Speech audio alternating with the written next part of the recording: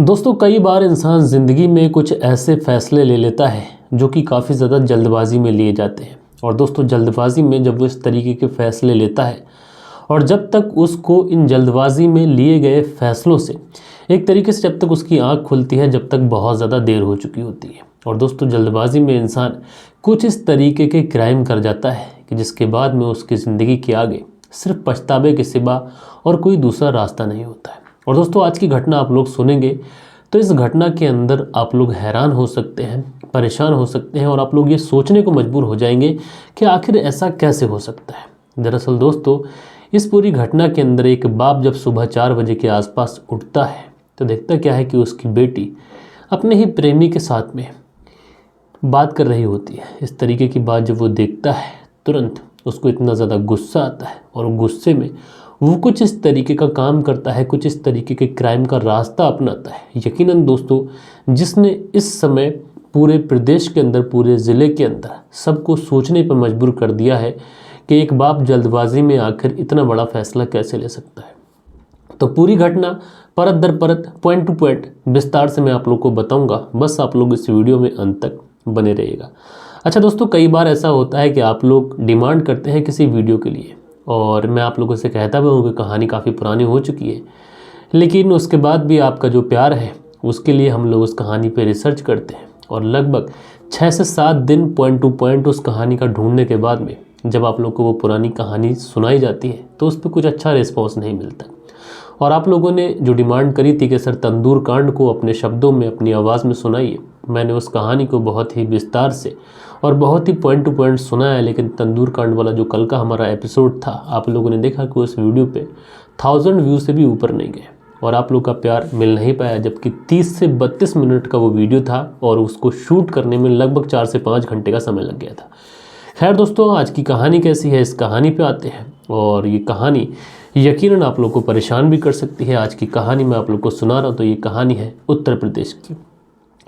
और दोस्तों उत्तर प्रदेश का एक ज़िला लगता है बदायूं और इसी बदायूं का एक थाना लगता है बिलसी थाना और यहीं पर बिलसी थाना क्षेत्र में एक गांव पड़ता है और इस गांव का नाम परौली। दरअसल दोस्तों इसी परौली गांव में रहने वाला एक व्यक्ति जिसका नाम महेश, जो कि इसी मंगलवार को बिलसी पुलिस थाने में आता है और थाने में आने के बाद में वो वहाँ पर पुलिस वालों से कहता है कि साहब उसे गिरफ्तार कर लीजिए।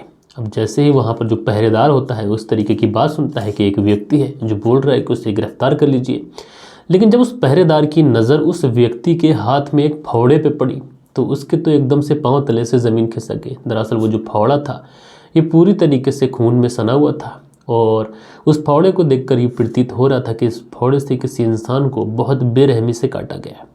अब जैसे ही उस फावड़े को देखते हैं और साथ में इस व्यक्ति महेश इसकी बातें सुनते हैं तो तुरंत आला अफसरों को बुलाया जाता है और जैसे ही आला अफसर इस महेश की बातें सुनते हैं तुरंत सब के सब एकदम से परेशान हो जाते हैं। उसके बाद में इस महेश को अरेस्ट किया जाता है और अरेस्ट करने के बाद में इसे तुरंत अपनी गाड़ी में बिठाया जाता है और ये जो व्यक्ति बता रहा था कि इसने 2 लोगों की हत्या कर दी है। अब दरअसल ये जो क्राइम की जगह थी उस क्राइम की जगह पर पुलिस तुरंत इस महेश को लेकर पहुंचती है। अब दोस्तों जैसे ही पुलिस महेश को लेकर उस क्राइम वाली जगह पर जाती है तो वहाँ पर लोगों का एक हुजूम खड़ा था, लोगों की भीड़ खड़ी हुई थी।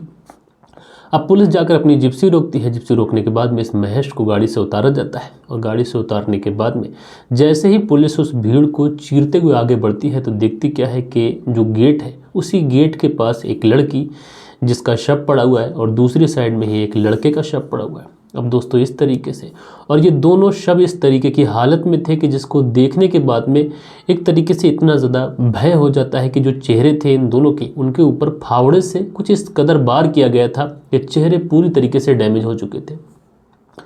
अब दोस्तों अनफानन में पुलिस पूरे उस क्राइम स्पॉट को एक तरीके से सील करती है और उसके बाद में फॉरेंसिक टीम को भी बुलाया जाता है ताकि इस मामले में पूरी जांच हो सके। हालांकि जो कत्ल करने वाला व्यक्ति था वो तो पुलिस के साथ में ही था। अब उसके बाद में जैसे तैसे कर पुलिस उस दोनों डेड बॉडीज़ को अपनी कस्टडी में लेती है और कस्टडी में लेने के बाद में आखिरकार उन डेड बॉडीज़ को पोस्टमार्टम के लिए भेजा जाता है। अब दोस्तों क्राइम स्पॉट पर जितने भी लोग होते हैं, आस पड़ोस के लोग होते हैं, उनसे इस पूरे मामले की जानकारी ली जाती है, सबके बयान लिखवाए जाते हैं। उसके बाद में इस महेश के घर में और कौन कौन व्यक्ति है तो पता चलता है कि इसके 2 बेटे हैं और इसकी एक पत्नी है जो कि फ़िलहाल मौके से फ़रार है। अब उसके बाद में ये जो लड़का था, इस लड़के के घर वालों के पास भी पुलिस जाती है जिस लड़के की हत्या हो चुकी थी। तो जो घर वाले होते हैं वो भी इस महेश के खिलाफ हत्या का मुकदमा दर्ज कराते हैं। और उसके बाद में जब पुलिस इस पूरी घटना के बारे में छानबीन करती है और पुलिस ये जानने की कोशिश करती है कि आखिर ये जो क्राइम हुआ है ये क्यों हुआ है, क्योंकि जिन लोगों का कत्ल हुआ है और जिस व्यक्ति ने कत्ल किया है उसमें एक उसी की बेटी है और एक लड़का है जो कि इसी के घर से तकरीबन 500 मीटर दूर पर उसका घर है। अब पुलिस जब इस पूरी घटना की छानबीन करती है तो दोस्तों उस छानबीन में जो कहानी निकल के आती है वो कहानी कुछ इस प्रकार होती है। जो कहानी पुलिस के सामने निकल के ये आती है कि उत्तर प्रदेश के बदायूं में जो थाना है बिलसी, इसी बिलसी थाना क्षेत्र का जो गांव पड़ता है परोली, उसी परोली गांव में एक और परिवार रहता है। इस महेश के परिवार के अलावा एक और परिवार जो कि महेश के घर से तकरीबन 50 मीटर की दूरी पे है। पहले मैंने आपको बाई मिस्टेक 500 मीटर बताया था, लेकिन ये 50 मीटर की दूरी पे होता है। और यहीं पर एक परिवार रहता है। इसी परिवार के अंदर एक लड़का है। इस लड़के का नाम सचिन भार्गव, जिसकी उम्र लगभग 20 साल के आसपास है। घर के अंदर 3 और भाई हैं और एक बहन भी है। सचिन भार्गव जब छोटा होता है उसके बाद में ये अपनी छोटी मोटी पढ़ाई करने के बाद में मेहनत मजदूरी करने लगता है, परिवार का हाथ बटाने लगता है। उम्र लगभग 20 साल के आसपास हो जाती है और इसी बीच में इसकी मुलाकात एक लड़की से होती है। इस लड़की का नाम नीतू, जिसके पिता का नाम महेश, जिसको पुलिस ने गिरफ्तार करके रखा हुआ है।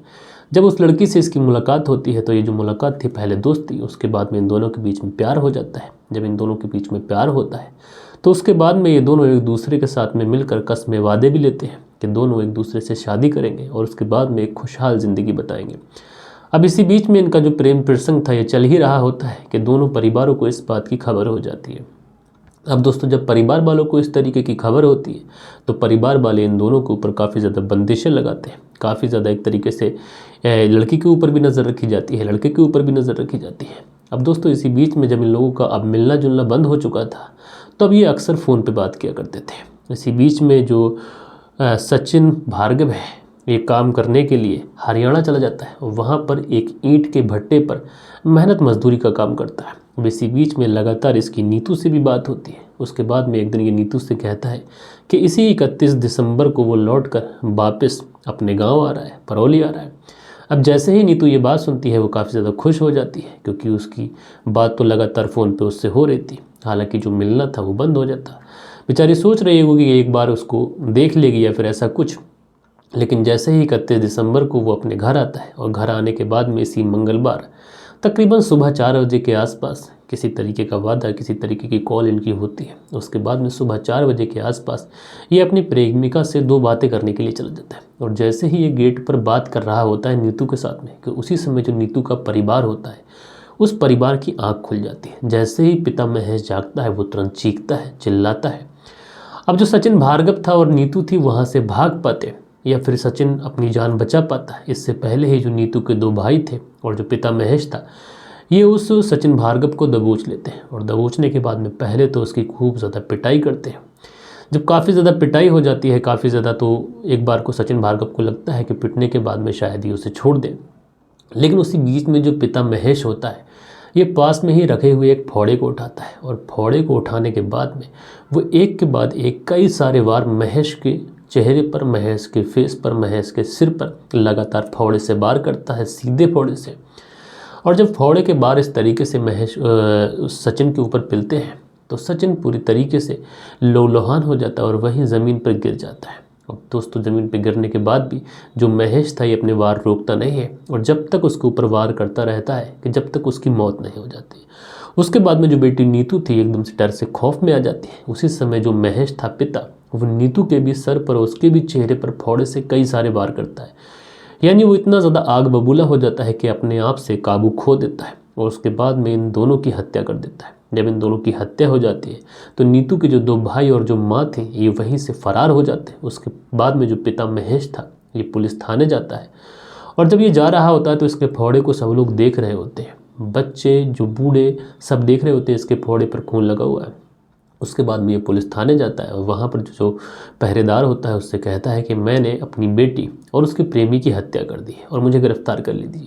अब जैसे ही वो पहरेदार ये बात सुनता है वो तुरंत आला अधिकारियों को बुलाता है और उसके बाद में इस महेश को गिरफ्तार किया जाता है। गिरफ्तार करने के बाद में इसे पूरी घटना स्थल पर ले जाया जाता है। बहरहाल दोस्तों पुलिस इस पूरे मामले में आगे की जो छानबीन है वो कर रही है। लेकिन दोस्तों यहाँ पर सबसे बड़ी सोचने वाली बात यह है कि भले ही महेश की बेटी जो थी वो इस सचिन भार्गव से प्रेम करती थी, मोहब्बत करती थी, शादी करना चाहती थी, हालांकि परिवारों के बीच में जो अनबन चल रही थी वो चल रही थी, लेकिन सोचने वाली बात यह है कि अगर बेटी को इस तरीके से उससे मिलते हुए देखा था तो महेश को चाहिए था कि वो उसको वहाँ से जाने दे, क्योंकि अगर वो चीखता तब भी उसकी बेइज्जती थी एक तरीके से, आस पड़ोस को पता चलता और वो बेटी को एक बार एकांत में फिर से समझाता, और फिर से भी नहीं समझ आता तो फिर एक तरीके से उसके परिवार वालों से बात करता कि देखो आपका बेटा इस तरीके से मिल रहा है, अगर ये चीज़ें होती रहे तो तुम्हारे लिए अच्छा नहीं होगा वगैरह वगैरह।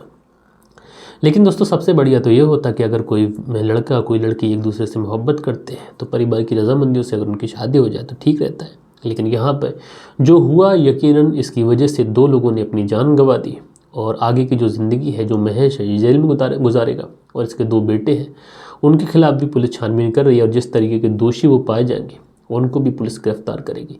बहरहाल दोस्तों, आप लोग इस पूरी घटना के बारे में क्या कहना चाहते हैं, आप लोग अपनी राय नीचे कमेंट्स बॉक्स में ज़रूर से ज़रूर दीजिएगा। और दोस्तों कल के दिन भी जिन लोगों ने कमेंट्स किए थे, क्योंकि ज़्यादा व्यू तो आए नहीं थे कल, 1000 के आसपास भी वीडियो पहुँची नहीं है, तो थोड़े से ही कॉमेंट्स हैं, तो वो कमेंट्स इस वीडियो में कवर कर लेते हैं। सो दोस्तों जो कुछ प्यारे प्यारे कमेंट्स आए हैं, इसमें लिखते हैं मोहम्मद अख्तर हैं, ये लिखते हैं वेरी गुड सर, आपने तो शम्स ताहिर खान को भी पीछे छोड़ दिया, very good best of luck. तो मोहम्मद अख्तर जी आपका बहुत बहुत धन्यवाद। उसके बाद में जो अगला कमेंट्स है ये अविनाश कुमार का है, लिखते हैं सर मैं आपके वीडियोस देखता हूँ, लेकिन हर एक वीडियो में ये नहीं पता चल पाता है कि कातिल पुलिस के कौन से सवाल का जवाब नहीं दे पाया, इससे प्रूफ हो गया कि ये गुनहगार है। दरअसल जब पुलिस पूछताछ करती है और जब कातिल से एक के बाद एक कई सारे सवाल किए जाते हैं तो उसमें पुलिस अच्छे से समझ जाती है, और पुलिस के सवालों से पहले ही जो कातिल होता है ये पुलिस के सामने टूट कर अपना जुर्म कबूल कर लेता है। उसके बाद में जो फैशन डिज़ाइनर है ये लिखते हैं हैप्पी न्यू ईयर भैया जी। तो फैशन डिज़ाइनर आपको भी नया साल बहुत बहुत मुबारक हो। उसके बाद में सिकंदर चकी है जो शुक्रिया बोलते हैं, अच्छा सिकंदर चकी जी आपने ही तंदूरकांड की डिमांड करी थी तो आपके ही कहने पे लेके आया था, तो भाई आपका धन्यवाद कि आपने कमेंट्स किया। तंदूरकांड वाली जो कहानी है ये आपके सुनाने के लिए धन्यवाद, और मैं थोड़ा बहुत सुना था, लेकिन तंदूरकांड को आज अपने पूरे विस्तार से और काबिल तारीफ़ हो आपने एक एक पॉइंट डिटेल में बताया, वेरी वेल सर जी। तो सिकंदर चकी जी आपका बहुत बहुत धन्यवाद। उसके बाद में जो अगला कमेंट से लिखते हैं मोहम्मद रियाज, ये लिखते हैं सर शम्स सर ने सुनाई थी ये कहानी, आपसे भी सुन लिए और जो एक तरीके से याददाश्त थी वो थोड़ी ताज़ा हो गई। उसके बाद में सुबोध कुमार जी हैं, लिखते हैं old story but your presentation is good, Subodh Kumar BSF Siliguri. तो सुबोध कुमार जी 95 की कहानी है तो ओल्ड तो थी, लेकिन हमारे व्यूवर्स हैं उनका भी ख्याल रखना पड़ता है। उसके बाद में जो अगला कमेंट है नासिर पठान जी का है, सर लिखते हैं सर मेरा 51 बर्थडे है, तो इनका 51वां बर्थडे है, उनको उनके जन्मदिन की ढेर सारी बधाइयाँ। उसके बाद में अनुज गोदारा जी हैं, लिखते हैं नमस्कार सर जी, सर आज की जो स्टोरी है ये हम रात नहीं सुन पाए थे इसलिए अब सुन रहे हैं, और क्योंकि मैं एयरपोर्ट में आज इंडिया आ रहा हूँ। तो अनुज गोदारा जी वेलकम टू इंडिया, और आपको आपके वतन की जो खुशबू है अभी एयरपोर्ट से ही आने लगी होगी, क्योंकि मैं भी जब बाहर से आया था और जब घर आने की जो खुशी होती है, जब हम लोग एक तरीके से प्लेन में होते हैं और 2 साल के बाद जब हम लोग इंडिया में लैंड हो रहे होते हैं तो एयरपोर्ट के ऊपर से ही जो हमारी इंडिया की हरियाली है वो दिख जाती है और दिल से एक प्राउड फील होता है कि हम अपने घर आ गए। उसके बाद में जो अगला कमेंट्स है ये गुलाब चंद्र है, लिखते हैं सर जी बहुत अच्छी न्यूज़ देते हैं और बहुत बहुत धन्यवाद आपका कि हम लोगों तक आप इतनी अच्छी और अच्छी कहानी लाते हैं और हम आपको सबको जागरूक करते हैं। आप सब लोग अच्छे से जागरूक हो सकते हैं, बहुत धन्यवाद सर जी। मेरा नाम गुलाब चंद्र है, गुलाब चंद्र वर्मा है सर, मेरा भी आप नाम लीजिए वीडियो के लास्ट में सर, यही रिक्वेस्ट है आपसे। मैं नोएडा सेक्टर 63 से हूँ। तो भाई इनका नाम है गुलाब चंद्र वर्मा और ये नोएडा सेक्टर 63 से हमारी कहानी सुनते हैं, तो भाई आपका धन्यवाद। उसके बाद में रविंद्र हैं, लिखते हैं सर जी मेरा नाम रविंद्र बिश्नोई रावल मंडी से, मैं ट्रक ड्राइवर हूँ। बेस्ट वीडियो सर जी, लाइव कब होगी?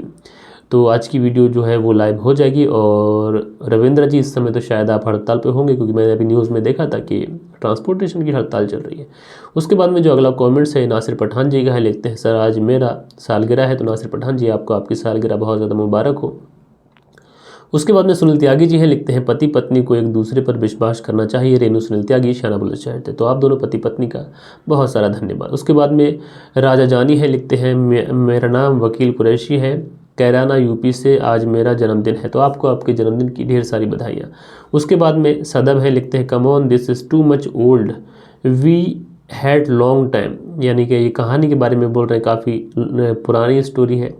तो भाई पुरानी तो थी, तंदूर कांड के बारे में सब जानते हैं, लेकिन फरमाइश पे बनाना पड़ी। उसके बाद में अगला जो कमेंट से लिखते हैं, सर मैं आपके जैसा ज़्यादा पढ़ा लिखा नहीं हूँ, ज़रा सोच समझ कर पढ़ना। इशाक संगम खुदा हाफिज। तो भाई जी आपका बहुत बहुत धन्यवाद। ये कुछ प्यारे प्यारे कमेंट्स थे जो कल के दिन आप लोगों ने किए थे। आशा करता हूँ आज की ये वीडियो आप लोग को ज़रूर से ज़रूर पसंद आएगी, और अगर हमारी कहानी सुनाने में कोई कमी हो, कोई मिस्टेक हो, तो आप लोग उसके बारे में ज़रूर से ज़रूर लिखिएगा। किसी का बर्थडे विश करना चाहते हैं, किसी की सालगिरह की बधाई देना चाहते हैं, तो आप लोग वो भी लिख दीजिएगा। और आपके जो भी कमेंट्स हैं कल के दिन मैं अपने वीडियो में अपने व्यूवर्स के सामने ज़रूर से ज़रूर शेयर करूँगा। मिलते हैं कल के दिन किसी और क्राइम स्टोरी के साथ में। जब तक के लिए अपना ख्याल रखें, देश का ख्याल रखें, परिवार के रिश्तों की अहमियत को समझें। जय हिंद, जय भारत।